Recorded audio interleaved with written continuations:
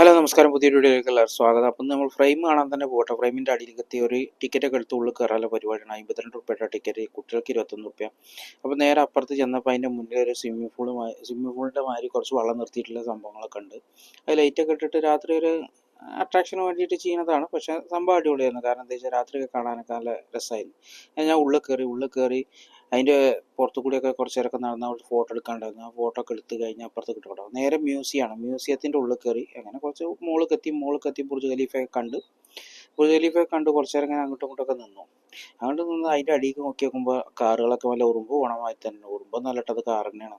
അപ്പോൾ കുറച്ച് നേരമൊക്കെ ഇതിനൊക്കെ നടന്ന് അതിൻ്റെ മുകളിൽ കൂടിയൊക്കെ ഇങ്ങനെ നടന്ന് അപ്പോൾ കുറേ വീഡിയോ ഒക്കെ എടുത്ത് ദുബായിൻ്റെ പകുതി കാണാമെന്നൊക്കെ പറയുന്നുണ്ട്. പക്ഷേ അടിപൊളിയാണ്.